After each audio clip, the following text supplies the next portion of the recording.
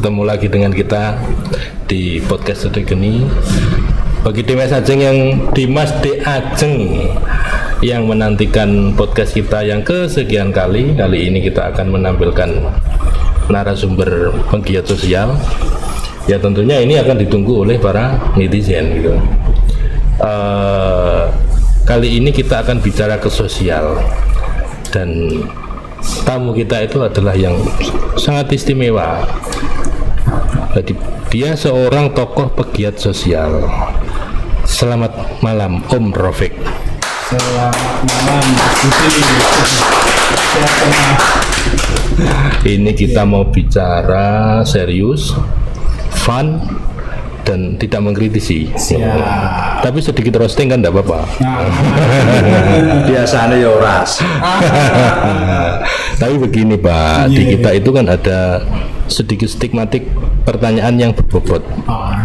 Jadi pertanyaannya menjebak juga berbobot. Karena Mas Pito Suwarsono atau Bapak Pipit ini kan suka menjebak. Sudah saya prediksi gitu. Ya. Tapi menjebaknya ada solusinya kepada saya. Nah, ini juga kita mau mengenalin host baru kita ini, Mbak Ika Rara Swati. Rara Swati. Panggilannya Wati apa Ika? Rara. Nanti saya jadi pawang hujan. Oh iya. Silakan Mas Ipit. Oke. Pantai apinya tadi sudah dikemas katanya. Baik. Kang Mas Rafiq. Ini sebelum kita mulai podcastnya, biasanya kita awali dengan pantai api. Iya. Nah, sudah ada pantai api? Belum tahu. Jadi pantai api itu narasumber harus memilih satu kata dari dua kata yang saya lontarkan. Gitu ya. Ada 10 pertanyaan. Iya. Dijawab harus super cepat tanpa berpikir. Kalau berpikir berarti gak cerdas. Bukan Pak, ini intinya sedikit menggambarkan karakternya ini. Oh, gitu. Ini provokator atau apa ini kan? Oke, siap ya. Siap. Yang pertama. Program atau konsep? Program. Celah atau kesempatan? Kesempatan. Pangkat atau jabatan? Jabatan. Rakyat atau konstituen? Rakyat. Orasi atau jualan? Orasi. Gelandang atau penyerang? Gelandang. Politik atau ideologi? Ideologi. Aksi atau reaksi? Reaksi. Yang terakhir. Belum. Ada lagi. 9. Citra atau karisma? Citra. Yang terakhir. Sistematis atau struktural? Sistematis.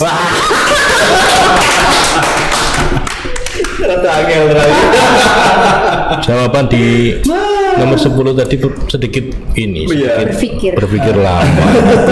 Saya nggak tahu modusnya apa kan. Bos, selamat malam Bos. Selamat malam.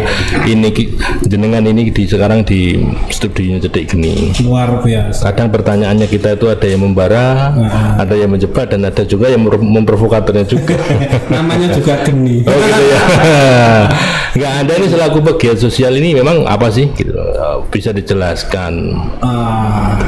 Ya, jadi Penggiat Anda apa ini gitu?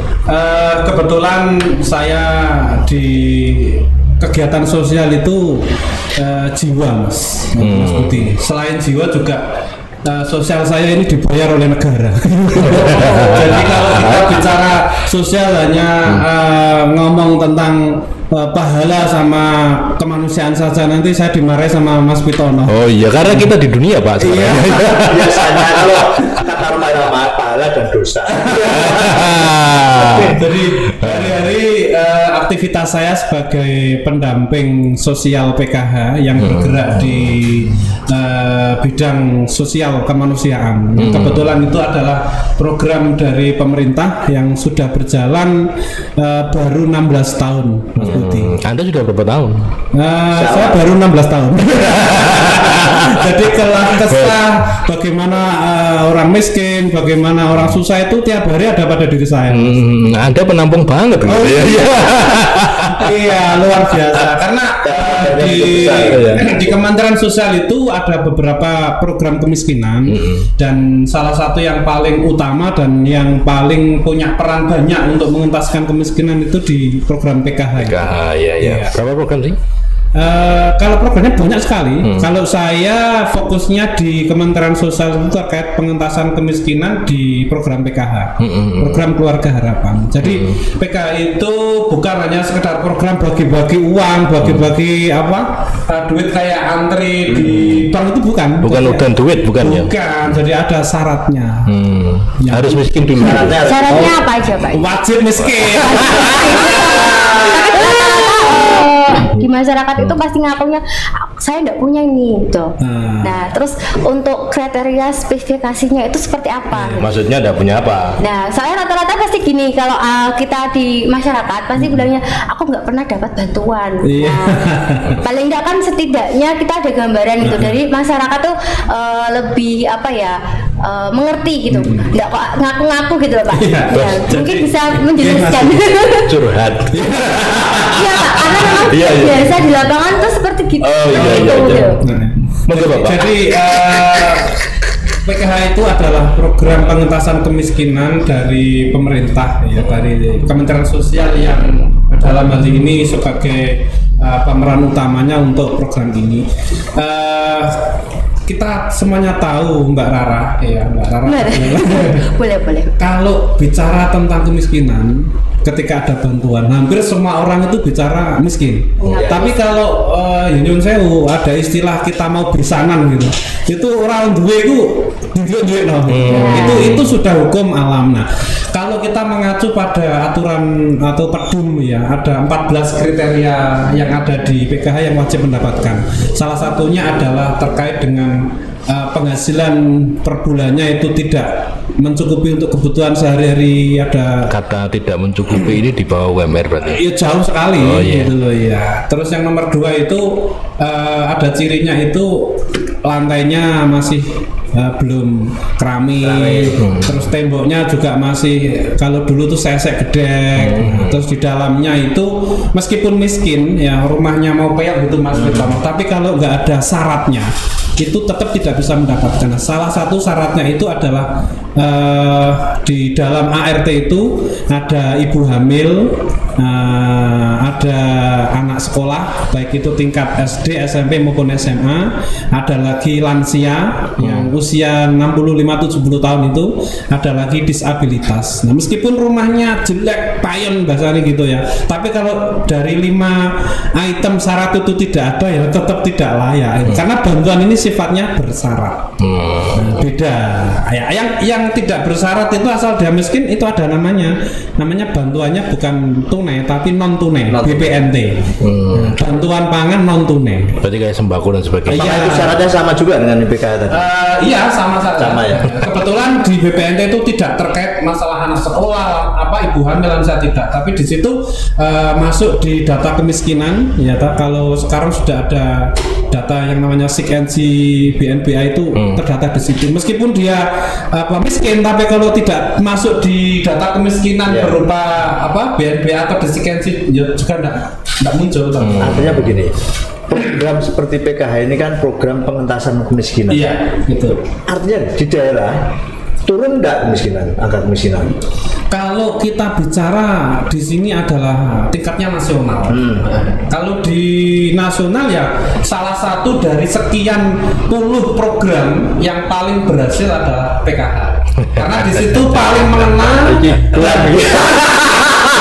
Bukan klaim, tapi memang ada data dari Kemensos. Gaknya turun ya? Ya sangat turun sekali. Sampai berapa persen? Sampai hampir 45% turunnya itu. Nah, kira-kira kalau di Tuban nih, saya bicara Tuban ini, kita di Tuban, kemiskinan di Tuban kan masih banyak. Artinya Jawa Timur keberapa sekarang Tuban? Kalau miskin keberapa? Tidak salah ya masih di tingkatan ke-5 atau ke-6. Nah, artinya kita untuk naik satu level aja sulit. Artinya di Tuban program itu mengena nggak kira-kira? Kalau di PKH-nya Mas Pitono itu sangat mengena sekali. Buktinya apa? Dari hampir 85.000 ya dari Kabupaten Tuban penerima itu, sekarang bisa kita lihat semua berapa per tahun yang KPM itu digraduasi mampu. Jadi ada penurunan sekitar 8.000 sampai 10.000. Tapi kenapa kalau Tuban ini masih di angka 5 terbawah itu kira-kira apa penyebabnya gitu? Padahal Tuban banyak industri. Iya betul. Multinasional. Ya. Itu kalau saya membaca PKH ini tidak bisa dicampur aduk dengan kepentingan pemerintah daerah. Oke. Karena kalau kita bicara tentang di Tuban adalah salah satu proyek mega raksasa. Betul. Ada TPPI, ada Pertamina, ada Holcim, PLTU dan yang terbaru ini Rusnet ya. Kenapa kok apa itu kemiskinan ini masih belum bisa maksimal? Nah, kita kembali akan evaluasi bagaimana kinerja dari pemerintah daerahnya juga. Karena nggak ada sangkut pautnya Kemensos dengan PLTU dengan Pertamina TPI karena itu ada CSR namanya dan CSR. Sebentar. Nah, kalau ngomong CSR dari perusahaan misalkan, sekarang ini CSR itu kan ada yang mengelola, yang mengelola pihak ketiga ataukah pemerintah ataukah bagaimana sistemnya? Kalau yang saya tahu kan dari kebijakan masing-masing perusahaan itu tidak sama kayaknya. Ya, Kalau kan ada semacam komite atau apa di Pemda itu kan, kalau nggak salah ya. Tapi dia eksternal sifatnya. Di itu yang dia mengumpulkan CSR dari perusahaan, kemudian baru dia membagi gitu. Artinya kalau memang tujuan dari perusahaan itu untuk ring 1, belum tentu juga mengenai ring 1-nya perusahaan. Karena apa? Yang mengelola adalah pemerintah daerah. Gimana kira-kira? Kalau yang saya amati sampai hari ini, Mas Pitono, yang diprioritaskan adalah di masing-masing ring 1. Nah, karena pengelolanya ini Pemda sendiri kan tentunya ada regulasi atau semacam kayak kebijakan yang terapkan oleh pemerintah daerah. Meskipun itu bantuannya dari masing-masing perusahaan kan tidak sama. Tinggal dari pemerintah daerah itu bagaimana kinerjanya. Itu melibatkan dari masyarakat sekitar atau memang harus dikelola oleh Pemda sendiri untuk dibagi atau sesuai dengan porsinya masing-masing. Atau ada lembaga sendiri? Biasanya seperti itu. Ini pertanyaan Mas Ipit terlalu ke perusahaan nanti.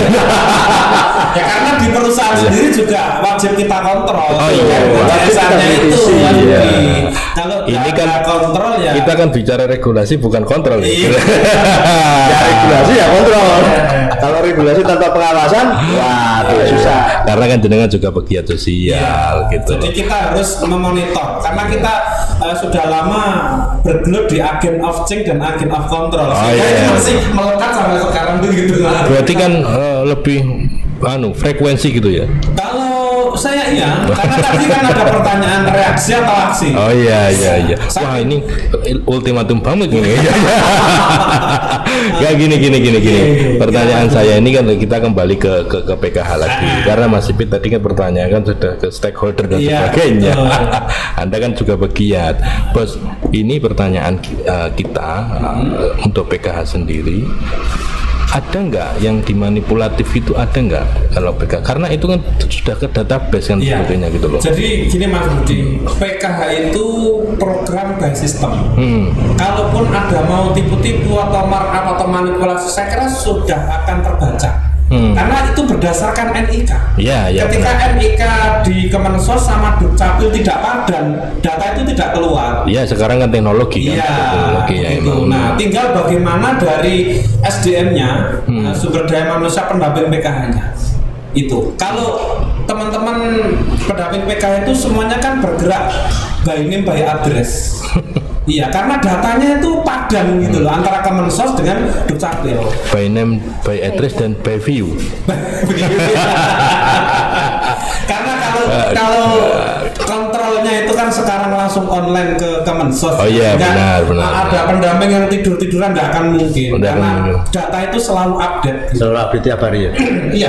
Setiap hari. Ada yang meninggal. Iya pasti. Itu meninggal pun kita tidak bisa serta-merta sudah meninggal gitu, tidak. Ada surat kematian dari desa kan? Iya, tanggalnya pun tertera gitu. Kalaupun sudah meninggal, bantuannya keluar, tetap tidak bisa diambil kembali ke negara. Bukan ke keluarganya, karena Tidak bisa.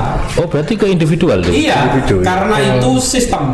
Setiap satu keluarga. Iya, benar Berarti kan? nggak ada ahli waris. Oh enggak, karena ini bukan warisan. Oh iya, soalnya kan biasanya ada yang gitu Pak. Untuk tadi surat kematian atau apa belum terpenuhi itu, jadi merasanya kan belum masukkan surat itu, berarti kan saya dapat gitu. Tapi kalau di Iya. PKH itu pasti ketahuan, tetangganya bicara, itu meninggal kok dikasih gitu. iya. Jadi pendamping mesti langsung cakap-cakap gitu, ceket-ceketan gitu. Ini pengalaman Anda ya? Apakah barangkali Di lapangan sebenarnya Pak. Pengalamannya di lapangan. Pengalaman di lapangan, dan juga gini, terkadang itu datanya sudah ada, tapi ketika mereka mau mengambil katanya nggak bisa karena nggak sesuai dengan KTP. Nah, itu terjadi karena apa? Datanya di Dukcapil tidak padan. Contoh ya, nama saya Ya. Ainur Rafiq di KTP, di KK pakai KI. Ya. Tapi kalau di KKS itu yang warnanya merah biasanya kayak ATM itu Pak. Ya. Ya, kartu itu. keluarga sejahtera Ya, yang ya. bisa digesek menghasilkan beras dan telur bisa Ya. menghasilkan. Itu tidak sesuai, maka sekarang tidak bisa. Apa lo itu kan acuannya kan nih bos, Apa? bukan nama kan? NIK-nya kan sudah. Nah, masalahnya di data bayarnya bank itu hurufnya koma saja tidak bisa. Wah, ini lebih ke sistem perbankan pembayarannya kan berarti. Iya, seperti itu. Bahkan sudah nyata-nyata tahu kalau misal di PKH itu kan ada PKH Jasrut. Mas Bitono itu khusus untuk lanjut usia, yang usia lansia itu loh dapat PKH. Itu benar-benar orang itu. Tetapi dia tidak punya KTP, dia tidak punya KK. Kita dari data bayarnya itu tetap tidak berani memberikan. Takutnya apa? Terkadang di desa itu satu RT itu ada nama 3 itu sama semua. Iya, Rasman kabeh. Iya, nama Mas Pipit itu luar biasa. Saya punya KPM Pipit itu 3. Cewek atau cowok? Ya cewek. PKH itu Iya. ibu PKH. Iya. Gitu ya. Jadi kalau namanya Pipit itu cewek ya, Iya. sementara ada namanya Pipit itu cowok lah. Ini kan terjadi masalah. Iya. Sehingga dari bank sendiri tidak berani, harus menunjukkan KTP maupun NIK aslinya. Bahkan komanya salah, tetap tidak bisa. Nah, itu hari ini seperti itu. Jadi tidak ada manipulasi tipu-tipu sama sekali, tidak ada. Ya, Anda ini kan bertahun-tahun di dalam hal ini. Iya, seperti Troublemakernya di mana? troublemakernya sampai saat ini itu terkait data itu kan ada sistem yang dari BPS, Badan Pusat Statistik, yang tiap 6 bulan mendata itu lah. Ya. Karena Evaluasi itu ya. Iya, kenapa kemiskinan itu bertambah? Sebenarnya bukan bertambah ya. Dulu satu kakak misal namanya Pipit sama Suri gitu ya, punya anak namanya Rara. Nah, Rara ini kan akhirnya setelah lulus SMA, iya toh, yang dulu dapatkan Pipitnya itu, Rara itu menikah.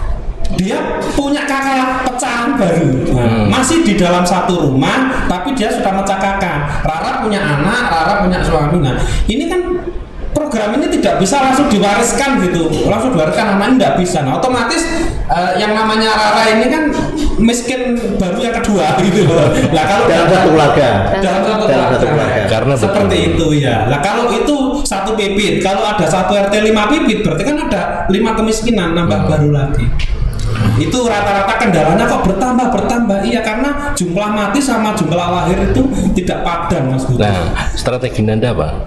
Strategi kita adalah ini Ada pembaruan data atau ya, ini tidak bisa serta-merta hanya Kemensos yang turun tangan, tapi ada dari pemerintah daerah dan perusahaan. dan kalau perusahaan itu Sebenarnya begini Pak, ke CSR-nya kalau, ya. kalau saya pemilik perusahaan, salah perusahaan ki opo? Salah perusahaan ini sebenarnya nggak ada salah. Kenapa selalu dilibatkan? Ya, karena kontribusi perusahaan di Kabupaten Tuban sampai hari ini saya sebagai pegiat sosial atau pendamping sosial, saya merasa peran dari perusahaan ini belum bisa dirasakan oleh masyarakat sekitar. Masa sih? Enggak, masyarakat Karena gini Mas Budi, Iya. cenderung pada rank 1 itu loh. Ya contohnya di TPPI gitu ya. Kebetulan saya asli lahir di sana. Di PT tahu. Iya. Ada 3 desa. Ada 3 desa. Ini jangan lebih mengakui. Iya. Biar tahu lah. Ada 3 desa. Iya. Otomatis yang 3 desa itu kan dari kecamatan Jenuh. Nah, yang dari kecamatan selain Jenuh ya jangan terlalu berapa banyak karena apa? Di 3 desa, di 17 desa kecamatan Jenuh, kalau mau masuk kerja atau mendapatkan cara kasarannya rembese madu, itu kalau enggak di 3 desa ini tampil dulu desa yang lainnya, ya belum bisa. Apalagi kecamatan lain. Makanya itu saya bilang belum bisa dirasakan. Nah, kecuali kebijakan dari pemerintah daerah punya regulasi sendiri. Nah, itu ceritanya. Itu kan harapannya jenengan seperti itu kan. Harapan saya tetap pemerintah daerah ini punya kontribusi besar terhadap para pegiat sosial seperti kita ini. Iya. Pegiat sosial. Maksudnya ke rakyat. Karena rakyat harus melalui pegiat sosial dulu.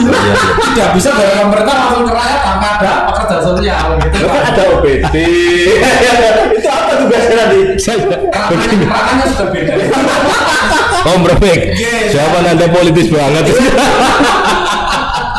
Saya bicara kemiskinan ini kenapa ke pegiat sosial dulu gitu karena informasi Anda ini sangat dinantikan oleh masyarakat lain karena asumsi seorang itu salah tafsir.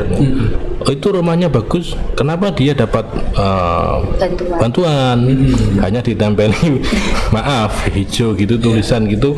Waduh. Kalau ada juga kasus seperti ini. Ada juga ini kalau nggak salah di Purung.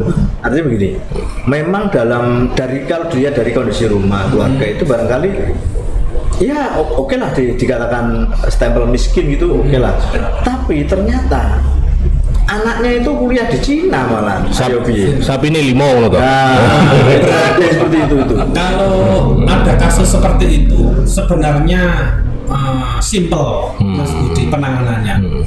Kan di situ masyarakat sudah cerdas kan. Cukup saja komunikasi dengan pemerintah desa. Karena apa? Pendamping itu satu orang itu sekitar 350 sampai 400 orang. Nah, ketika ada kemiskinan yang mendadak seperti contoh di dampingan saya gitu. Saya 1 tahun itu bisa menggraduasi 47 orang. Mas Budi. Kenapa? Karena di Desa Wadung, saya 2 tahun di sana, itu 1 tahun 47 orang itu kenapa bisa tergraduasi? Karena mendapatkan asbab manfaat warisan ada Rosneft itu. Jadi orang tuanya mendapat miliarder, otomatis anaknya mendapat warisan. Rumahnya sudah bagus, yang dulunya gede dibangun, terus beli mobil. Nah, secara otomatis pendamping yang cerdas terginas bahasanya, segera mendatangi KPM-nya. Buktinya apa? KPM langsung membuat surat pernyataan diri. Itu saya video malahan. Jadi tidak perlu orang itu sugih kok entok, tidak perlu. Pengawasan dari masyarakat itu lebih cerdas. Terus WA. Nah, Pak itu wis sepeda motor di sawah kok saya dikai, tapi aja ngomong nek teko aku, biasanya begitu. Nah, pendamping cerdas turun. Kalau masih ada orang mampu kok mendapatkan, nah ini perlu dipertanyakan. Tadi kan ada semacam alur pelaporan itu ke pemerintahan desa barangkali. Barangkali ini tidak cukup efektif kalau menurut saya.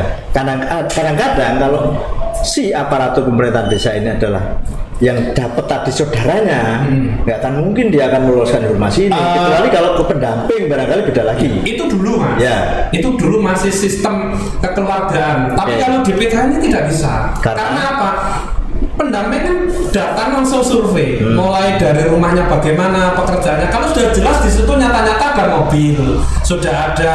Kalau sapi itu terkadang begini, maaf, saya sering mendata itu sapi ini kok pakai, itu rata-rata garapan. Sapi titipan. Nah, di anak loro, sing siji melok, sing duwe sing siji melok sing garap. Nah, itu tidak bisa dikatakan milik pribadi. Nah, tapi kalau itu misalkan bener-bener PDW tapi dihakuni ndek wong liya. Rata-rata mencret biasanya.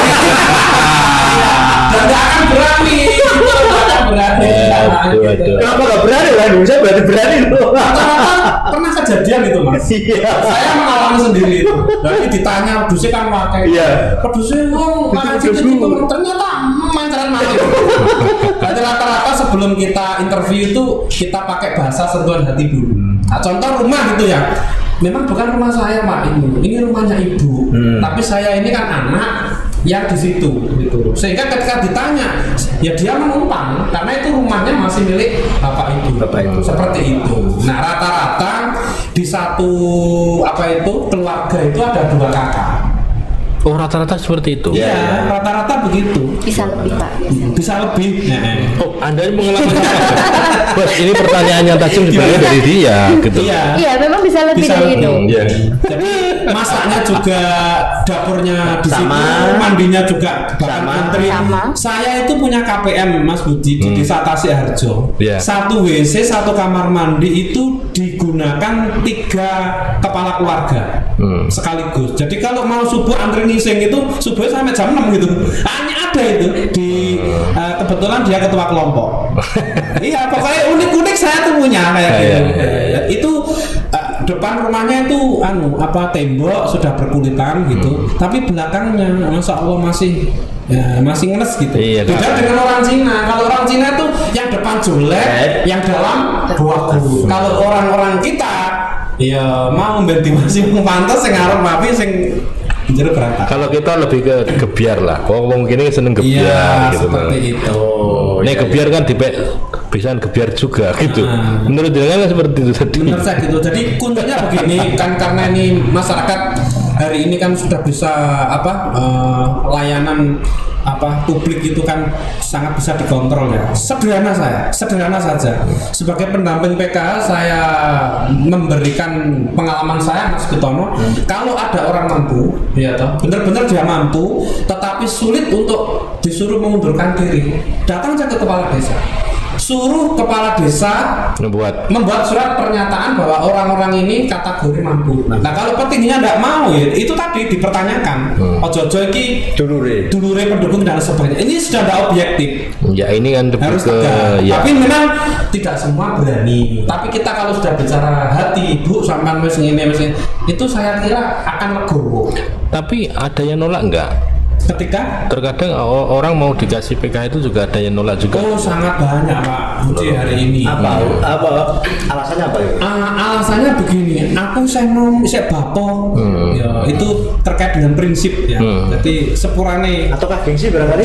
Kalau gengsi rata-rata enggak, malah minta. Karena banyak yang hari ini itu orang tuanya mungkin ekonominya susah. Tapi ketika anaknya lulus STM begitu sudah bisa bekerja di perusahaan yang gajinya lebih besar, sehingga orang tua yang masih muda ini ada rasa terus gak enak kalau malu lah. Nah, itu aku sehat. Iya. Bisa boleh duit akeh kok gitu ya. Tapi kalau ditanya siapa sih gelem bantuan, semuanya akan mau.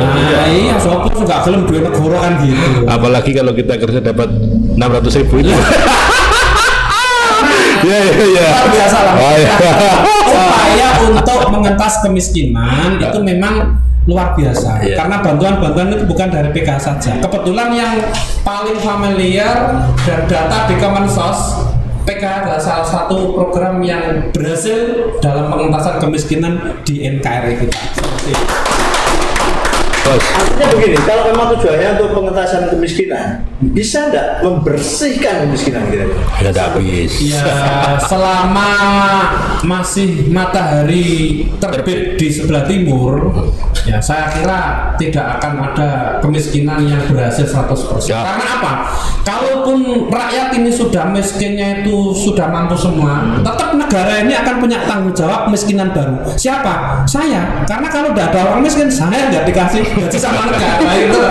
Jadi ya itu lah. Di dalam perkataan ini dengan tadi selama matahari terbit masih tetap sulit kan gitu. Sulit ya. Tapi Anda tidak sadar di situ ada bintang-bintang gitu. Anda tidak sadar bintang-bintang. Kalau bintang-bintang berarti pekerja malam. Karena ini sudah sunatullah Mas. Iya. Ada mungkin. Ya ada perantara juga. Lah ya perantara. Logikanya begini. Kalau memang kemiskinan sudah tidak ada, orang kaya bingung mencari apa yang disantuni, ya amat sudah. Ya, logikanya begitu. Iya, seperti itu. Kalau kita sudah sulit mencari orang yang disantuni, ya udah kiamat berarti. Otomatis sampai kiamat kemiskinan tetap ada. Tetap akan ada. Baik Pak, ini Sekarang sebentar. Ya. Bedanya PKH dengan BPNT itu apa? Kalau PKH itu program bantuan tunai berupa uang. Ya. Kalau BPNT itu program non tunai yang diberikan beras, telur, sembako itu. Ya. Itu tidak boleh diberikan secara tunai. Jadi digesek itu bukan keluar uang. Tapi kan sekarang lewat itu keluar. Yakin ya? Enggak, yang dekat alun-alun itu kan Pos. Iya. Nah, itu hanya apa? Kemarin saja kayaknya begitu. Untuk apa itu mungkin memaksimalkan di anggaran 2023 atau gimana? Yang jelas kemarin itu lewatnya kantor pos. kabarnya banyak penyelewengan di sana. Kalau soal itu saya tidak tahu. Yang jelas kalau ada penyelewengan tentu ada aparat yang bicara dan akan bergerak. Kalau kita main klaim, jangankan. Jangan, kalau di sini jangan. Tidak boleh. Harus buktikan. Seperti ada data. Penyelewengan ada petugasnya masing-masing. Tapi kan Bu Risma sudah ke sini kemarin. Bu Risma ke sini itu kan sifatnya untuk jalan-jalan Dan marah-marah.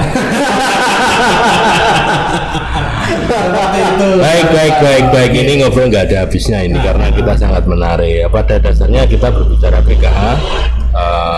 Apa yang dijelaskan oleh Om Rafiq tadi sangat bermanfaat bagi warga kita, tentunya untuk Jawa Timur, Tuban dan Indonesia lah. Apa itu PKH, apa itu BPNT, dan bagaimana resikonya, siapa yang menerima, itu seperti itu. Dan mudah-mudahan Tuban ini segera naik level gitu loh. Oh, kalau itu sudah ada passionnya Bapak. Kelihatannya Tuban ini kan gebiar. Ternyata kemiskinan nomor 5 Jawa Timur. Ini kan ironis gitu loh. Itu tugasnya Mas Rafiq. Iya. Kalau Mas Rafiq mungkin hanya mendata, kalau mengusulkan tidak tahu gitu. Karena itu ada perannya masing-masing. Iya. Mbak Ika, Anda ini kelihatannya kan mau bertanya malu gitu. Sudah. Baik, sampai di sini kita mau closing statement. Dari narasumber. Dengan apa? Terima kasih. Jadi pada dasarnya pemerintah itu target utamanya adalah pengentasan kemiskinan. Salah satu yang domainnya, goalnya itu di PKH. Sehingga apapun yang terjadi, yang namanya program tidak akan bisa memuaskan semua orang. Dan kategori miskin sampai hari ini Indonesia di tahun 80-an dengan era 2000-an itu miskinnya sudah berbeda. Nah, sehingga masyarakat harus sadar diri bahwa yang namanya bantuan itu tidak seperti warisan yang selalu harus diharapkan gitu. Jangan terlalu berharap, nanti kecewanya berat. Oke, ini lagi menarik juga, tapi nanti mungkin ada part kedua lah ya. Baik, di sini saya selaku Budi Bintoro mengucapkan terima kasih karena telah mengikuti podcast kami di Cedik Geni ini. Saya pamit undur diri. Saya Budi Bintoro dan teman saya Victor Suarsono, dan teman host baru saya siapa? Ika Raraswati. Dan narasumber saya Mas Ainur Rafiq. Podcast Cedik Geni. Open your mind.